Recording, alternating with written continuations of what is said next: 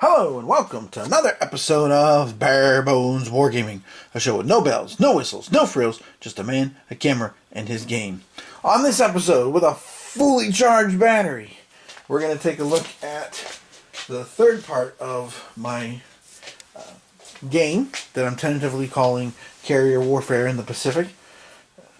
We're going to take a look here at the second half, basically the turn. The first half you have your search, and you have your first strike, all that. So now we're going to look at second strike and a repair phase, and then the night phase too. And like I said, I want to stop at that point because I'm still debating, taking a look at things, how I want to handle things for second and third days of battles, because again, I think it's important to have that, mainly because several of the naval battles did last a number of days. Of the four major carrier clashes in 1942, really Midway's the only one that was over in a day.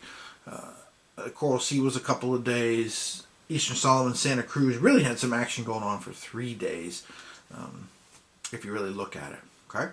Alright, so if you remember, we left off with the Enterprise and the Hornet clobbering the two enemy formations.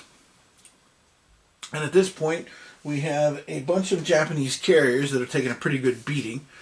Okay, in this formation over here, where the Enterprise is gone, I gotta take the dice off now because, of course, we're getting ready for second strike. So let me take those off. And again, if I ever get this to the point of making it the real game and stuff, I'll have obviously better components and stuff. But this is what I've been using to play test and just kind of organize, excuse me, things. So we know that this one here actually is really the big one. This one turned out to be not so big, so to speak. So we have here the Hiryu, which has been undamaged. We have the Shikoku, which took 1 point of damage, which we don't know for sure. Again, because remember, the damage markers range anywhere from misses to fire markers, with light damage, torpedo, and dive bomb damage thrown in between. The Ryoho, we know for sure, has at least 1 dive point damage, and then of course the Shoho took a pretty good shot. They've got damage and light damage. Okay. Now, for the purposes of launching second strikes, if a carrier has 4 points of damage on it, it is unable to launch a strike. So Soho won't be able to do anything. 3 points of damage will be half strike, and then of course no damage at all. Well, 1 to 3 damage because the Shikoku has a damage, but no damage at all means a full strike from both the Shikoku and the Hiryu. Okay, so in other words, 4 more damage, nothing happening. 3 damage, you can launch half your planes. 1 or 2 points of damage, you basically can launch a normal strike. Okay, all right. So obviously, I will go ahead and launch my strikes here. Get ready. Now, we'll still have to make contact because, again, contact is reflective not only of the ship's changing position, but weather and all that kind of stuff. There could be factors involved. All right. So one of the things I have as a rule, and again, feel free to comment on rules and stuff because this is all under construction, is from the planes that flew already. Now, of course, that only applies to the Enterprise and Hornet. I can try to get some of the planes back quickly. Now, again, based on my research, the Dauntlesses and Devastators will not be able to come for the second strike, but some of the Wildcats may be available either for the second strike or for caps. So I need to find out that now. So the good news is both of my Wildcats that were flown from my Enterprise are ready to roll. And let's check on the ones from the Hornet. The Hornet, okay, both, 2 of them, not all of them, 2 of the 3 are going to be ready to roll too. So again, I'll figure out who I want to put on cap and who I want to send up as escort for it, okay? So I'll go ahead and again, as the player, per the rules, I will organize my strikes first, and then we'll organize the Japanese strikes second after that. Okay. All right. So for my second wave of strikes, I'm going to go ahead and you know what? I'm going to load up on escorts to make sure these suckers get through. Okay. Now, one of the things about U.S. Navy doctrine at this time was that each of the carriers would launch their own strike. So even though they're both going to go to here, because of course my pilots have told me that the Shoho took some pretty decent damage, and again the Shoho is a CVL, so I mean I can't say I'm overly worried about it. Everybody, basically what I have available, what I can get mustered and ready to roll, everybody and their mother is going here to this first sighting that we had above us. Okay. So now that I've got that all ready, let's get the Japanese set. Now, of course, in carrier battles like this, once you get hit, of course, you can get an idea of what you think is out there, etc. Okay, so let me come over here a little bit to show you guys. All right, so now usually when the Japanese had their big fleet carriers, they did them in pairs, whereas the U.S. usually did them independently, individually. Okay, you'll notice that here in the attack sequence here, if the Japanese manage to find the U.S. carriers. Okay, so the big fleet carriers here, the Hiryu and the Shikoku, are going to go ahead and launch their planes. And what typically happened was one carrier would launch its Kates, the other would launch its Vals, which of course then would leave the other half ready for a strike later in the day. Now, since it is later in the day and the Japanese know there's at least one flat top there, they're going to go ahead and try to launch all their planes, or they could try to do half their planes. And I'm kind of working on the rules here and stuff. If they try to do a full launch, I might go ahead and have a negative modifier for the contact roll because it's getting later in the day. It took more time to form those up. So for the purposes of showing this video, we're going to do what they typically would do, which would be half planes from each. Okay, so the Hiryu will put up on escort. They'll go ahead and send 3 of their planes, and they will send, we'll have them do the Kates. So the Kates here for the Japanese are gray. So they will send up 6 Kates, or I'm sorry, 3 Kates, half their strength. And of course, the Shikoku will send up 3 Vals,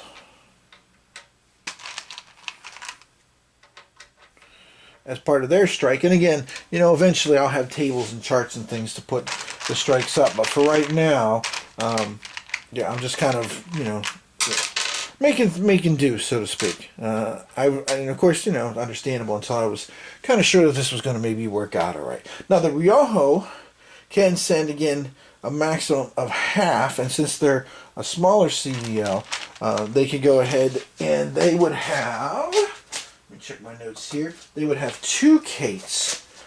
So they'll have 1 Kate for their attack, and of course they'll also have the zeros to go with it too. Okay, so basically the Japanese are going to try and pull off 2 strikes here. 2 waves of strikes, I should say. One from the combined big carriers of the Hiryu and the Shikoku, and then of course the smaller one from the Ryoho, which of course the show has taken too much damage. Alright, now on a phase like this second strike where both sides have planes in the air, we're going to roll, whoops, a die for each side to see who's going to get to blast who first. Okay, so let's see. Alright, well the US strikes are going to get the first shot here. Alright, so again, we'll take a look here at the search modifiers. So the US strikes are coming in. The search modifier this time is again a 0, so that's good news for the US. So we need 8 or better to make contact for the Enterprise strike. Oops, that was not good. Did not manage to get the number that we needed there. Alright, but the second one we did manage to. But again, remember, that means some of the planes went astray. Ouch, about 5 of them did. Whew. So I'm going to take off a couple of Wildcats. I'll take off 3 Wildcats, actually, and then 1 Dauntless, 1 Devastator. Ouch. So even though we found them earlier in the day, must have had trouble with cloud cover, etc. Okay, the Hornet group, whoops, how did they make out? Let's see. The Hornet group was able to find them no sweat, probably because the Enterprise group had kind of helped them to do that there. Okay, alright, so now we've got the US strikes coming in. So here we go. with those attack. We'll do the Enterprise first, as the Enterprise will close in here. So the Japanese, on the carriers that they have there, they have 2, 4, they've got 7 planes on cap. So 7 planes will give them a cap level of 2. What is with me in dice right now? I'm dropping like half of them. I must be hitting the edge of the dice pad. Ooh, 11. Whew, that was a good roll for me. And 11 yields them 3 planes shot down and 2 points of disruption. Whew. So the U.S. is going to have 2 points of disruption. 3 planes got shot down. So both Wildcats and a Dauntless. Oh boy, the Enterprise is going to have a rough time here. Okay. Now those 2 Wildcats, of course, you only get a level 1 for cap battle.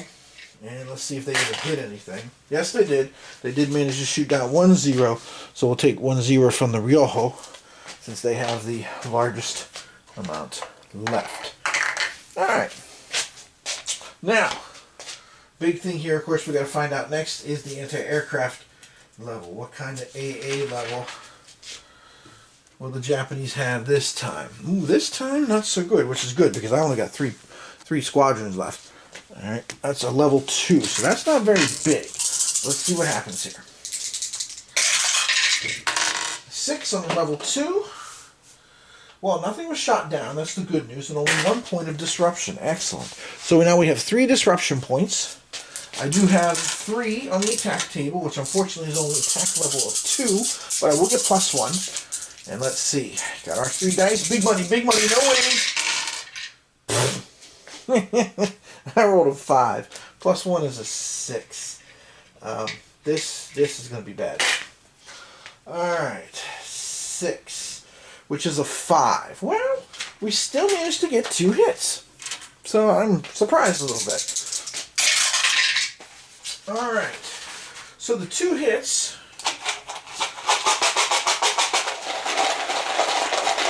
One on Shikoku.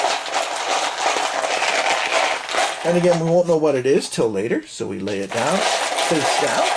And then another hit on the Riojo. So of course, the Hiryu, once again, the Hiryu managed to tiptoe through the raindrops. Alright, so not a good attack for the Enterprise squadron there. Whew. Alright, well, let's see if the Hornet can do better, because the Hornet strike is completely intact. They didn't have issues contacting there. Okay?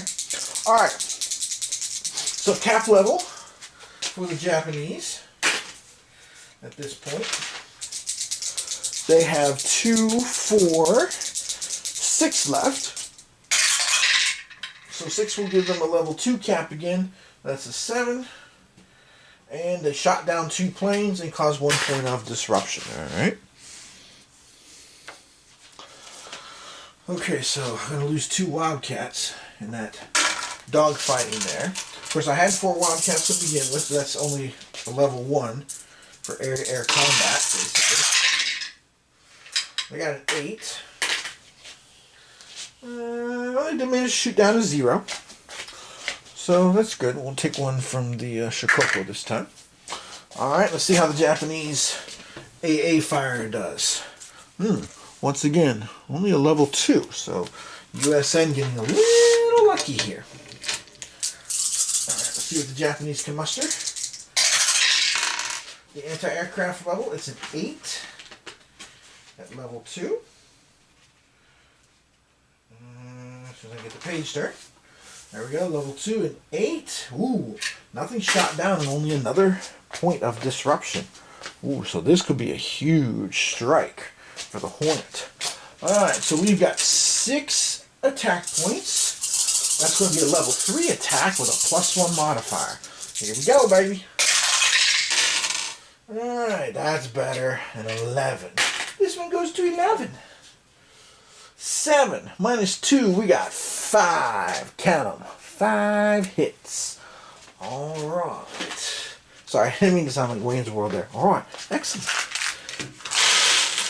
Alright, let's see what kind of hits we got here. Who did we manage to clobber of the carriers? Which ones did we get to and stuff? And again, I'm still toying with the idea of, you know, assigning each bombers and stuff to each carrier. I could do that rather than doing it as a group. I'm not sure how much I want to micromanage things. Because again, I mean, the whole point of this is to be the viewpoint of the commander of the task force. So as the commander of the task force, all your planes are going in, whatever flat tops are there. You're not going to be able to be like, oh, okay, I want these guys. These 3 guys are going to go here. These 2 squadrons are going to go here. You're not going to be able to do that. Okay? Alright, so let's see what we get for damage. Huh. Interesting. And the other 2 points of damage, also very interesting. Wow. So 5 points of damage. And of those 5 points, 4 of them, 4, are going to hit the Shikoku. So, not bad. So the Shikoku is going to have some serious issues here, with some serious damage.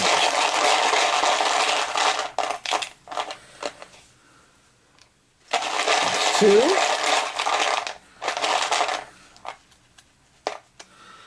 3.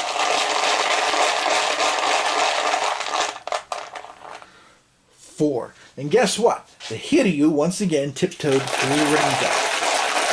Alright, the last hit went on the unfortunate Ryoho. So they're just still getting clobbered over there. Alright. So that's it. Our planes will fly home. They're all set. And now the Japanese will have their chance to strike back. The Empire strikes back, as it were. Alright.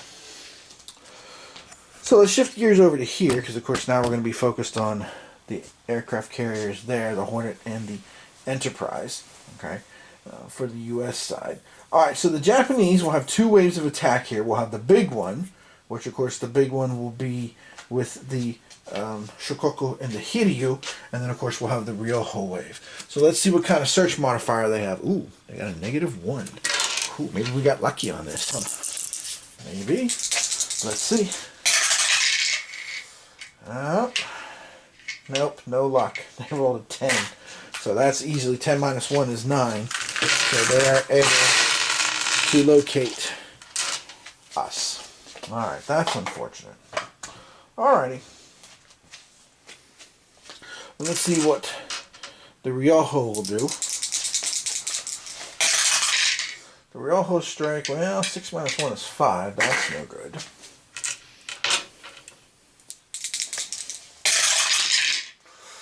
Ooh, 8 minus 1 is 7, so they barely fail. So the Ryoho's planes will go home having found Zippo.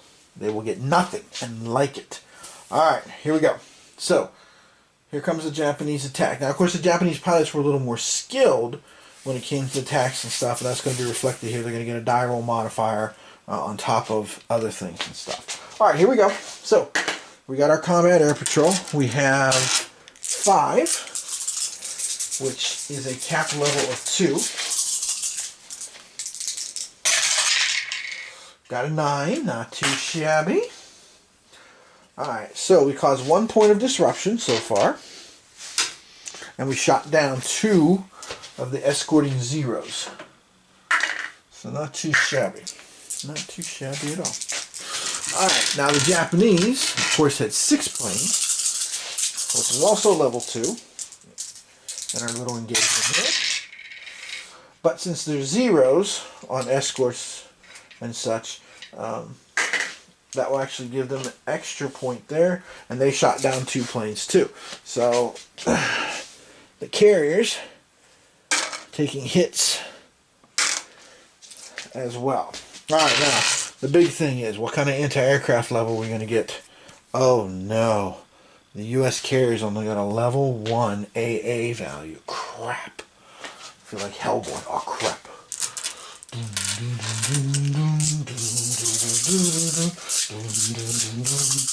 Alright, this might get ugly. Everybody buckle your seatbelts. Well, good news is we got a nice high number. We got a 9 with 2d6. The bad news is all that did was cause 1 more disruption point. Didn't shoot down a thing. And that's only 2 disruption points. Alright, so here comes the Japanese attack. Total of 6 planes, plus 1, because both torpedo and dive bombers, and then another plus 1 because these are elite Japanese flyers. So let's see what they get. Whoo! this is bad. Then you got a 15 on level 3. Whew. That's 9 hits minus 2. That is 7 strikes on the U.S. carriers. Whew. Alright. Yikes. Yeah, there goes another one running away. I don't know what is with these guys. I want to play? Are they gun shy? I don't know. Alright, so let's see how many hits we'll get on both of the U.S. carriers here.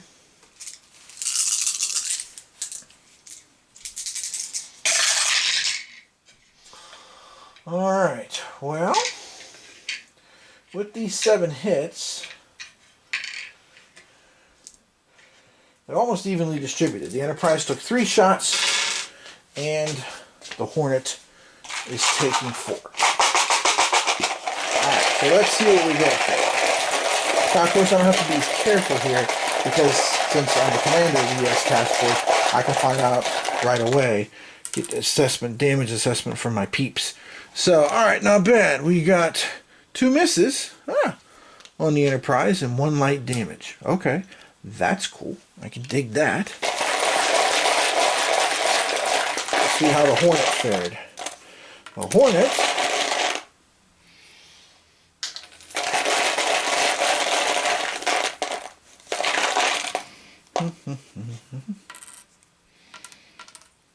okay, well, let's see. What did I pull out? Well, the Hornet got a couple of light damage markers, which, of course, if they're not removed, will turn into bigger damage.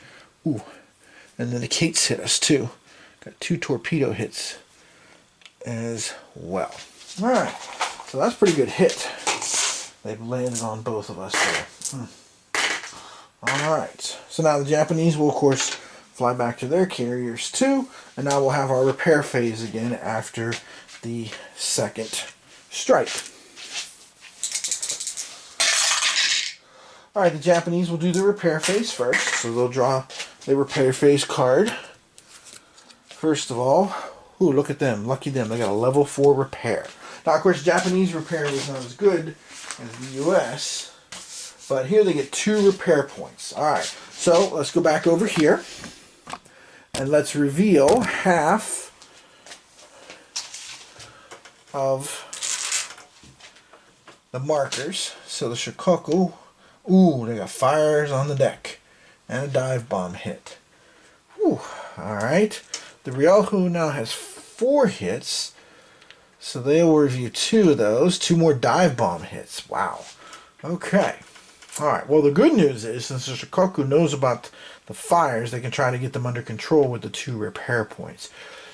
So, I'm going to go ahead and I'm going to fix the fire, and I'm going to fix the dive bomb hit on the Shikoku too. I'm going to leave the Ryoho to its fate, I think, because it is a light carrier. I mean, sorry, don't mean to sound cold, but I mean, I guess the Japanese probably would have looked at it that way. Okay? Now you might be asking, well, what do you do if all the damage markers are unrevealed? Well, then you just pick whichever ones you want and put away and stuff. You never really find out exactly how much damage was sustained. Okay. All right. The U.S. also drew a level 4. Excellent. All right. Excellent. So that'll get 4 repair points for the U.S. Awesome. So that basically is going to fix the Hornet completely. So the U.S. repair crews getting the job done. Cool. Alright, so now with the returning strikes and stuff, if there were any fire counters on the carriers, then they would of course have to be put out, otherwise planes could not land, etc. You would have plane losses, which again I'm working on some of the details on some of those rules there. Now, as darkness falls, each side will get 1 more repair, and then we'll be coming... there goes another one. What is going on today? Alright, 1 more repair phase. The Japanese will go first. They drew level 3. Okay, so level 3 will get them 1 more repair point. So now I will spend a point to try and save the Ryoho.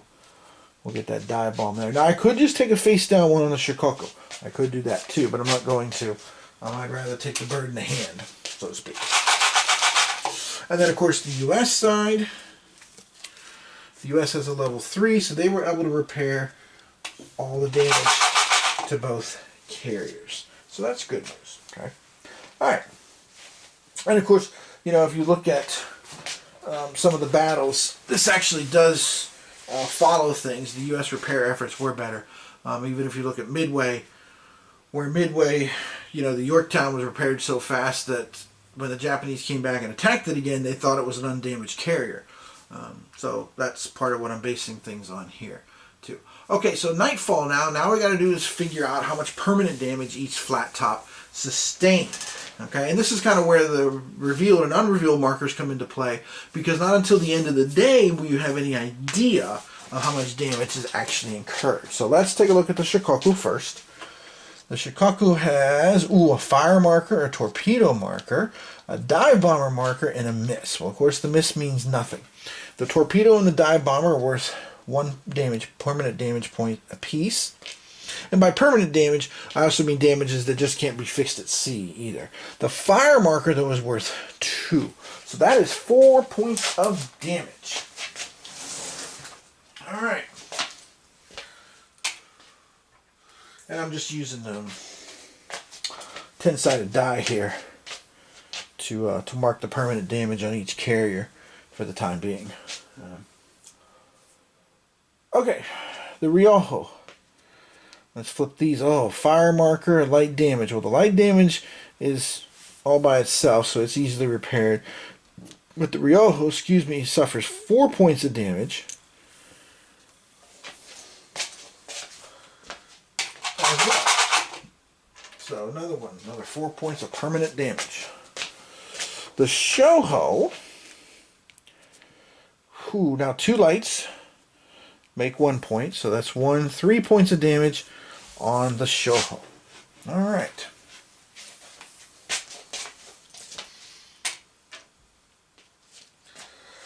All right, now, to round out the day, we take a look at the damage chart. Now, for the big flat tops, 4 points of damage cripples, 8 points will get you sunk. For the CVLs, 3 points will cripple you, and 6 will get you sunk. And the CVEs, it's 2 and 4. So basically, the Shikoku, the Ryoho, and the Shoho all got crippled. The only carrier that wasn't really damaged was the Hiryu. Okay? So, at this point, and again, I'm working on these rules and stuff for second and third days, depending on how many carriers are crippled, that will impact each side, well, the opposing side. There obviously will be some kind of system. Clearly here, the Japanese would probably withdraw after this beating they've taken to fix their carriers. And of course, the U.S. will have turned them back from Port Moresby without the loss of a carrier this time around with it. So obviously the Japanese not getting that first strike in made a big difference here in this battle. Okay, so that's the basic framework for a single day's turn. Again, you know, I make no bones about standing on the shoulders of giants. I'm sure you see some things here that you see in other carrier games. The big thing I'm trying to do is make it with less overhead, less work, less record keeping, and also trying to add a little variability here by using the cards and speeding things up by abstracting anti-aircraft fire. But I think, and I mean, again, in the comments, please correct me if I'm wrong, but I think the big thing that's different about my idea here is really, and again, this was the jolt of inspiration that got me rolling on this again the other day, well, I guess about a week ago now, was the whole thing with the unrevealed fire markers in magnificent style. Because now I'm using those on these carriers, and again, you really don't know until the end of the day just how much damage do you really have on them. Okay? So, there you go. There is the basic outline of my design. And again, trying to figure out how I'm going to acquire contacts of fleets if there is a second day of battle. Did anybody move during the night? How much you want to move your task force as the commander?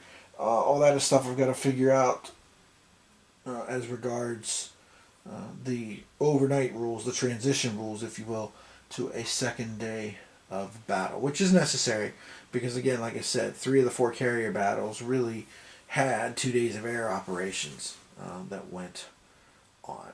So, another thing I really need to do is kind of study the charts and for Coral Sea, Eastern Solomons, and Santa Cruz to see where the ships moved during the night, how far they moved, that kind of thing. So, and just for those of you who are interested or curious, initially the books I really relied on heavily here to start things, start the ball rolling. Here was my design: is how carriers fought, battle history of the Imperial Japanese Navy, which is a classic. Black Shoe Carrier Admiral, which was very, very interesting, and also,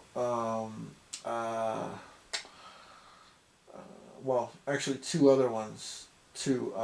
Shattered Sword, which is very well known, and folks do.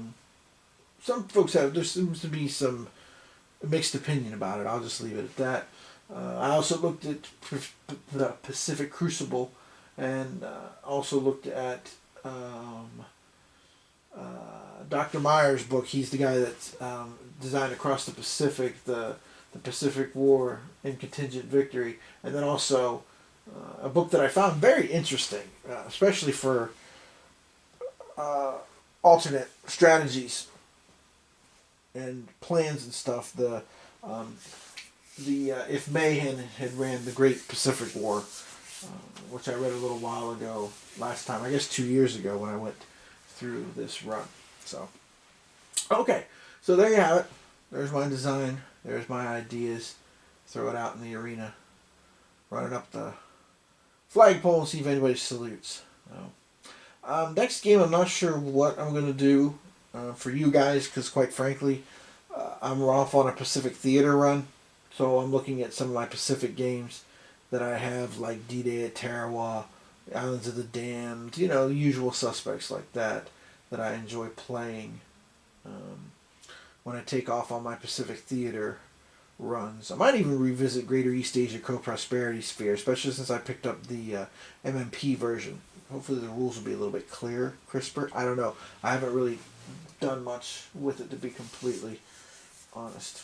So, and I still have my playtest copy of John Southard's Carrier Battles, Philippine Sea business.